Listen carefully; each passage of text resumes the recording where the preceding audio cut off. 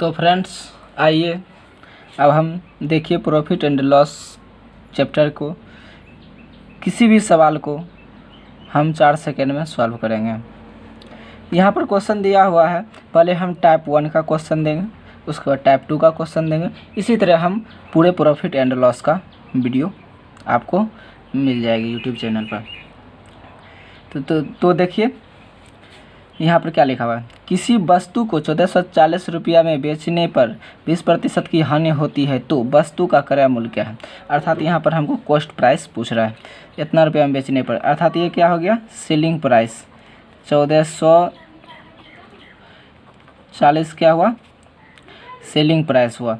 करा कि बेचने पर 20% की हानि होती है, 20% की हानि होती है, अर्थात कॉस्ट प्राइस अगर जो हम मान लेंगे इसका 100 तो 20% की हानि होती है, 20% की यहाँ पर हानि हो रहा है।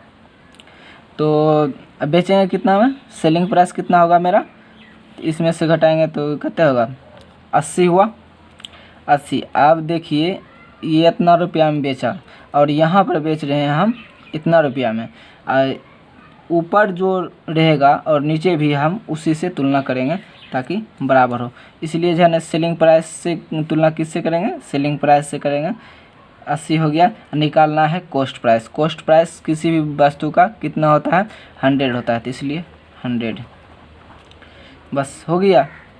काट दीजिए, 8 1 हो गया, 6 8 8 64, 1800 रुपया हम बी नंबर ऑप्शन। अब आप अगर जो ये समझ गए होंगे तो इसे 4 सेकंड में आप सिर्फ क्वेश्चन को देखकर ही इसे सॉल्व कर सकते हैं। अब सेकंड नंबर क्वेश्चन है, रामधनी लाल ने 12% लाभ उठाकर एक घड़ी बेच दिया, यदि लाभ की राशि इतना रुपया हो तो घड़ी का क्रय मूल्य क्या है था। तो लाभ की राशि कितना है, 720 रुपया है लाभ की राशि। कितना लाभ उठाया है, तो 12% जो है लाभ उठाया है, अर्थात कॉस्ट प्राइस इसका 100 है, तब ना इस मतलब कि सेलिंग प्राइस हो जाएगा 112। लाभ कितना उठाया है, प्रॉफिट, तो 12% उठाया है। लाभ की राशि इतना है, लाभ की राशि इतना है 720। क्या बोले थे हम उस पर में फर्स्ट नंबर सवाल में, कि जो ऊपर में रहेगा, मतलब कि इस संख्या को जो है ना हम एक बेस मान लेंगे, उसी को जो है ना तुलना करेंगे, जो संख्या रहेगा उसी से तुलना करेंगे। इसलिए प्रॉफिट है तो प्रॉफिट से तुलना करेंगे, नीचे हो जाएगा 12 हो जाएगा। और निकालना क्या है, देखिए घड़ी का क्रय मूल्य, कोई भी वस्तु का कॉस्ट प्राइस तो होता है 100, इसलिए 100 से गुना, 12×6 72 हो गया, और ये हो गया 6000 रुपया आपका। देखें अगर जो आप समझ गए होंगे तो इस सवाल को बिल्कुल चुटकियों में हल कर सकते हैं। देखिए अब फिर नीचे वाला सवाल हो गया, एक पुस्तक को 60 रुपया में बेचने पर प्रकाशक को इसकी लागत का 1/11 भाग हानि होती है, उसकी लागत क्या है। 60 रुपया में बेच रहा है, लागत का अर्थात देखिए 60 रुपया में बच रहा है, इसको बेस मान लिए, ठीक। लागत का जिसके साथ लगा हुआ रहेगा वो नीचे वाला बेस वाला होगा। का इस लागत है, लागत अर्थात कौन चीज़ हम कहेंगे, उसको कॉस्ट प्राइस कहेंगे। कॉस्ट प्राइस इसका कितना हुआ, 11 हुआ। लागत हानि हो रहा है, लॉस कितना, 1 रुपया हो रहा था, हम बेचेंगे कितना में, 10 रुपया में बेचेंगे तब तो इसको 1 रुपया का लॉस हो रहा है, लेकिन ख़रीदा है कितना में, 11 रुपया में। यहाँ कह रहा है कि बेचने पर प्रकाशक को इस पुस्तक को 60 रुपया में बेचने पर, अर्थात बेचा 60 रुपया में, बेचने की तुलना इससे 10 से करेंगे, 10। निकालना है कौन सी, उसकी लागत, कोई वस्तु का लागत है तो यहाँ पर दिया हुआ है 11 से तुलना कर देंगे, 11×6 रुपया। इसमें इसको हमको जो है ना गुना भी नहीं करना, 11×6 जैसे वहाँ फटाक देकर यहाँ टिक मार देना, क्या कि हमको कंप्यूटर पर आपको मिलेगा ना, इसलिए डायरेक्ट वहाँ से देखकर ही सॉल्व किया जाना चाहिए। चलिए आगे और बढ़ते हैं।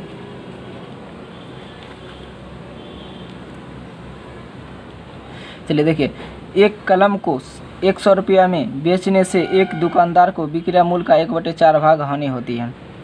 100 रुपया में बेच रहे हैं अर्थात सेलिंग प्राइस हम यहाँ पर जो है ना 100 रुपया में बेच रहे हैं, तो विक्रय मूल्य यहाँ का सेलिंग प्राइस कितना है 4 रुपया भाग हानि होती है। जब 4 रुपया में बेच रहे हैं तो खरीदेंगे कितना में 3 में खरीदेंगे और 1 रुपया की हानि होती है, तो लॉस हमको कितना हो रहा है 1 हो रहा है। यहाँ बेचे कितना में 100 रुपया में, दुकानदार को विक्रय मूल्य पर इतना भाग हानि होती है, तो बेच रहे हैं इतना में, इसका तुलना 4 से। आगे पढ़िए, वह उसे कितने में बेचे कि उसे क्रय मूल्य का 1/5 भाग लाभ हो। क्रय मूल्य का, देखिए का इसके साथ लगा हुआ है, इसलिए कौन सी होगा क्रय मूल्य जो होगा 5 होगा, लाभ ये भाग लाभ हो, तो यहाँ पर प्रॉफिट कितना हो जाएगा 1, और यहाँ पर तो सेलिंग प्राइस कितना होगा, खरीदा इतना प्रॉफिट इतना हो रहा है, तो बेचेंगे कितना में 6 रुपया में। यहाँ पूछ क्या रहा है, तो लाभ हो, मतलब कौन सी लाभ पूछ रहा है, तो इसलिए 6 से गुना। देखिए 25 चौके 100, 25 छक 150, ये नंबर ऑप्शन। यहाँ 25 छक 150 फटाक दे करना है, यहाँ टिक मार देना है, या फिर कंप्यूटर पर हैं तो हम कंप्यूटर में कर लेंगे। एक पुस्तक को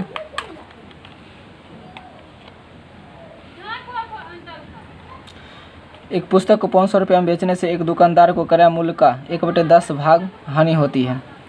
बेचने पर कितना में 500 रुपये में बेचेगा, इसको इतना भाग हानि होती है। क्रय मूल्य कॉस्ट प्राइस है मेरा कितना है 10 रुपया है, क्या कि देखिए यहाँ पर कागज इसके साथ लगा हुआ है, कॉस्ट प्राइस 10 रुपया है, तो हानि हो रहा है 1 रुपया का, तो हम बेचेंगे कितना में इसको 9 रुपया में बेचेंगे। तो तुलना यहाँ पर देखिए क्या रहा है 500 रुपये में बेचने पर, तो यहाँ कितना में बेच रहे हैं 9 रुपया में बेच रहे हैं, इसकी तुलना इससे इतना भाग क्यों नहीं होती। वह उसे कितने में बेचे कि उसे विक्रय मूल्य का इतना भाग लाभ हो। कह रहा है कितना में बेचे हम कि विक्रय मूल्य का इतना भाग लाभ हो, अर्थात कि विक्रय मूल्य सेलिंग प्राइस यहाँ पर हो जाएगा ये 6 रुपया, 6 रुपया प्रॉफिट कितना 1 रुपया हो रहा है, कॉस्ट प्राइस हम ऐसे इसको निकाल देते हैं। कॉस्ट प्राइस कितना हो जाएगा, हम खरीदे कितना में तो 5 रुपया में खरीदे, तब तो हम 6 रुपया में बेचने पर 1 रुपया का लाभ हो रहा है। तो यहाँ पर लाभ पूछ रहा है, तो लाभ कितना में बेचें कि मतलब कि 1/6 भाग लाभ हो, तो इसलिए 6 से गुना कर दें, 3 दूना 6, 3 तिया 9 हो गया, 1000, 1000/3, 333.1/3, अर्थात इसका नन ऑफ दीज ऑप्शन होगा। चलिए और आगे बढ़ते हैं। एक व्यक्ति ने कोई वस्तु खरीदकर इसे 20% हानि पर बेच दिया। यदि वह उसे 30% कम में खरीदता तथा 64 रुपये अधिक में बेचता तो उसे 60% लाभ होता है। इस वस्तु का क्रय मूल्य क्या है।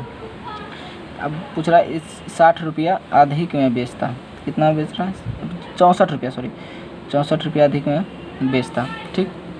तो हानि हो रहा है कितना 20%, तो हम कॉस्ट प्राइस कितना मान लेंगे 100 मान लेंगे, हानि कितना हो रहा है तो 20 हो रहा है। तो सेलिंग प्राइस हम बेचेंगे कितना में 80 में बेचेंगे, 80 में इसको हम बेच रहे हैं, ठीक।